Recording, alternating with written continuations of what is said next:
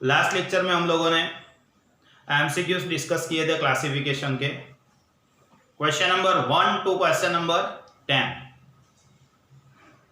आई hope कि आप लोगों ने लिख दिया होगा। आपको लिखना क्या था, क्वेश्चन, उसके नीचे उसके 4 ऑप्शन और जो राइट ऑप्शन है उसको टिक करना था। ये सब कंप्लीटली करते रहना, क्योंकि एमसीक्यूज जब खत्म हो जाएंगे इस चैप्टर के तो मैं एक टेस्ट लेने वाला हूं एमसीक्यू का, तो आप लोग ये सब करते रहना। नहीं लिखा है तो लिख देना, पिछले वाले लेक्चर से देख के। मैंने आपको बताया था कि वीडियो को पॉज कर दीजिए और उसके बाद लिखिए। आपने किया है तो ठीक है, अच्छा है, नहीं किया है तो कर लेना, ठीक है। चलो नेक्स्ट एमसीक्यूज देख रहे हैं हम लोग। क्वेश्चन नंबर 11 देखो, दिख रहा है आप लोगों को completely? Okay, question number 11, number of workers in a factory. तो अब यहां पे हमको क्या दिया हुआ है, number of workers. Number of workers का मतलब क्या हुआ, वर्कर्स की संख्या। तो फैक्ट्री के अंदर वर्कर्स की संख्या कितनी होगी, फैक्ट्री के अंदर वर्कर्स की संख्या कितनी होगी? तो वर्कर्स की संख्या हो सकती है 1, 2, 200, 50, 550, 600, कितने भी हो सकते हैं। लेकिन नंबर ऑफ वर्कर्स कभी भी फ्रैक्शनल में नहीं होगा, हमेशा कैसा होगा, इंटीग्रल होगा। तो हमेशा इंटीग्रल रहता है, इसलिए नंबर ऑफ वर्कर्स को हम क्या बोल सकते हैं, तो डिस्क्रीट वेरिएबल। देखिए यहां पे ऑप्शन क्या क्या दिए हुए हैं, कंटिन्यूअस, डिस्क्रीट, बोथ, नॉन।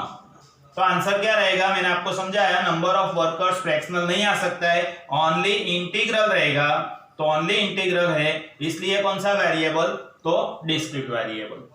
समझ गए आप लोग, कौन सा वेरिएबल रहेगा, डिस्क्रीट वेरिएबल। चलो next question, question number 12, demand of cell phone.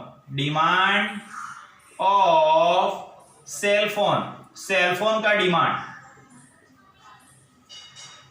On a showroom is blank variable.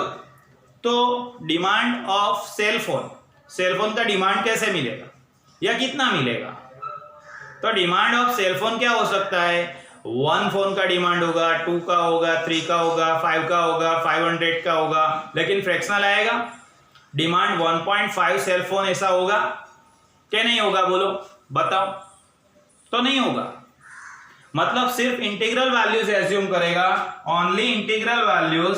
तो इंटीग्रल वैल्यूज एज्यूम करेगा, इसलिए उस वेरिएबल को हम क्या बोलेंगे, तो discrete variable. Demand of cell phone on a showroom is blank variable, continuous variable, discrete, both या नॉन। तो आंसर क्या लिखेंगे हम, डिस्क्रीट वेरिएबल। समझ गए तुम लोग? ओके, चलो next question, question number 13, demand of gold on showroom. Gold का डिमांड, तो गोल्ड को मेजर कैसे करते हैं हम, ग्राम्स में मेजर करते हैं। 100 ग्राम, 50 ग्राम, 10 ग्राम्स, 10.5 ग्राम आ सकता है, बोलिए। डिमांड ऑफ गोल्ड, तो डिमांड ऑफ गोल्ड कितना रहेगा, 10 ग्राम्स, 20 ग्राम्स, 15 ग्राम्स, 10.58 ग्राम्स। ऐसे हो सकता है कि नहीं हो सकता है? तो हो सकता है। इंटीग्रल और फ्रैक्शनल दोनों टाइप की वैल्यूज एज्यूम करेगा। तो जो वेरिएबल दोनों टाइप की वैल्यूज एज्यूम करता है, integral as well as fractional, integral fractional दोनों टाइप की वैल्यूज एज्यूम करेगा, तो उस वेरिएबल को हम क्या बोलेंगे बेटा? यस बोलो, कंटिन्यूअस वेरिएबल बोलेंगे। Integral and fractional both values, दोनों वैल्यू एज्यूम करेगा। डिमांड ऑफ गोल्ड है इसलिए कंटिन्यूअस वेरिएबल। यहां था डिमांड ऑफ सेल फोन, आधा सेल फोन कोई मांगने वाला नहीं है, ठीक है ना। चलो next, market condition is blank variable. अब ऑप्शन में क्या देके रखा है, देखो, क्वांटिटेटिव, क्वालिटेटिव, बोथ या नॉन। तो अब ये मार्केट कंडीशन, अच्छा मार्केट कंडीशन ગુજરાતીમાં આપણે એને કહેતા હતા બજારની સ્થિતિ। તો market condition is a qualitative word, ગુણાત્મક શબ્દ છે। एट्रीब्यूट है या मार्केट कंडीशन। मार्केट कंडीशन को हम कैसे मेजर करते हैं? तो मार्केट कंडीशन इज गुड, अच्छी है, पुअर, बुरी है, या एन एवरेज। तो मार्केट कंडीशन को हम नंबर से डिनोट नहीं कर सकते। मार्केट कंडीशन इज 1 ऐसा बोलेंगे, market condition is 2, market condition is 3, नहीं आएगा। उसको हम नंबर से डिनोट नहीं कर सकते। तो जो चीज को नंबर से डिनोट नहीं कर सकते उसको क्या बोलते हैं हम? क्वालिटीज या एट्रीब्यूट्स बोलते हैं। पता चला आप लोगों को? तो क्वालिटीज या एट्रीब्यूट्स, यहां पे कौन सा वर्ड दिया हुआ है उसके लिए देखो, market condition is blank variable, quantitative, qualitative, both या नॉन। तो क्या रहेगा आंसर इसका? क्वालिटेटिव, गुणात्मक। उसको हम नंबर से डिनोट नहीं कर सकते, इसलिए क्या बोलेंगे? क्वालिटेटिव। अगर यहां दूसरा वर्ड होता तो कौन सा होता? एट्रीब्यूट। क्वालिटीज या एट्रीब्यूट्स दोनों इक्वल वर्ड, બંને શબ્દો સરખા છે। ક્વોલિટીઝ ગુણધર્મો, એટ્રીબ્યુટ એટલે પણ ગુણધર્મો, राइट? तो यहां पे रहेगा answer qualitative. Next question is, देखना बराबर, question number 15, caste. Caste of a person, किसी पर्सन का कास्ट। चलो, कास्ट એટલે ગુજરાતીમાં શું કહેતા હતા બેટા એને આપણે? જ્ઞાતિ। आपकी एलसी होगी ना, उसमें लिखा हुआ होगा हिंदू वणिक, मुस्लिम ताई। तो ये रिलीजन हमारा लिखते हैं। रिलीजन के बाजू में यहां पे क्या लिखा हुआ रहता है? कास्ट। क्या लिखा हुआ रहता है? कास्ट। हिंदू वणिक, हिंदू क्षत्रिय, हिंदू परमार। तो ये जो कास्ट है वो कास्ट को हम नंबर से डिनोट कर सकते हैं, नंबर से डिनोट कर सकते हैं। किसी की कास्ट 1 है, किसी की कास्ट 5 है, किसी की कास्ट 101 है, 99 किसी की कास्ट है, ऐसा हम बोल सकते हैं? नहीं बोल सकते। तो अगेन ये क्या बता रहा है? क्वालिटी बता रहा है, एट्रीब्यूट बता रहा है। सो क्वालिटी या एट्रीब्यूट्स वाला जो वेरिएबल है उसको क्या बोलेंगे हम? Qualitative. Caste of a person is blank variable, तो आंसर में क्या लिखेंगे हम? क्वांटिटेटिव, क्वालिटेटिव, डिस्क्रीट या नॉन। तो आंसर क्या रहेगा बोलो? ये क्वालिटी है, कास्ट ऑफ अ पर्सन એ ગુણવત્તા છે, ગુણધર્મ છે, એને સંખ્યામાં બતાવી શકાય નહીં, ક્વોલિટીઝ है। तो यहाँ क्या लिखेंगे हम? Answer qualitative classification. ठीक है, समझ गए आप लोग? आज हमने 11, 12, 13, 14, 15 इतने क्वेश्चंस अभी तक डिस्कस किए। मैंने आपको एक्सप्लेन किया, सभी के आंसर्स टिक किए हुए। आपको करना क्या है, फिर से मैं बता रहा हूं, आप यहाँ पे वीडियो को पॉज कर देंगे। वीडियो को पॉज करने के बाद ये सभी क्वेश्चंस आपको लिखना है, नीचे 4 ऑप्शन लिखना है और जो उसका सही आंसर है वो टिक करना है। जैसे 1 to 10 क्वेश्चन में किया था वैसे ही सेम टू सेम करना है। आप लोग वीडियो पॉज कर दीजिए, ठीक है?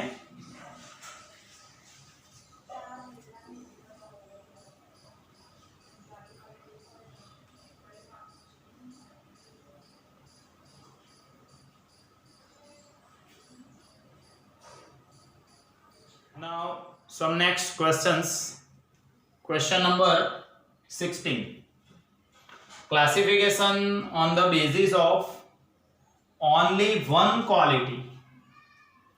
Only one quality. किसी एक क्वालिटी के बेस पे हम क्लासिफिकेशन करेंगे।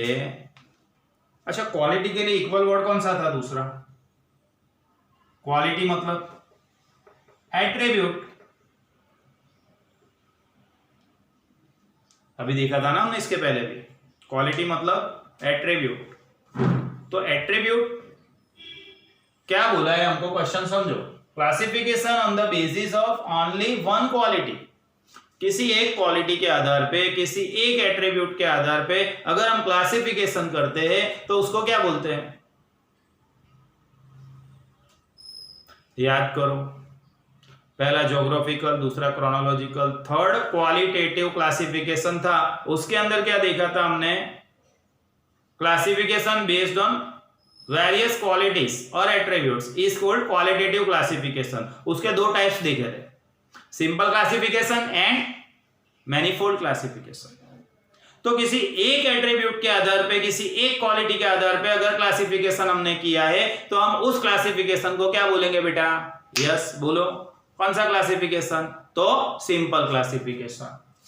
Only one classification on the basis of only one quality is called blank classification. तो आंसर क्या रहेगा? Simple classification. क्यों? तो ओनली वन क्वालिटी है इसलिए।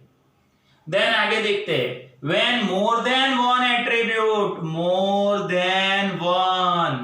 attributes, एक से ज्यादा एट्रीब्यूट्स के आधार पे क्लासिफिकेशन करते हैं। तो एक से ज्यादा एट्रीब्यूट्स के आधार पे क्लासिफिकेशन करेंगे, उसको क्या बोलेंगे हम? तो अगेन उसी में क्वालिटेटिव क्लासिफिकेशन के दो टाइप्स हमने देखे, सिंपल क्लासिफिकेशन और दूसरा कौन सा था?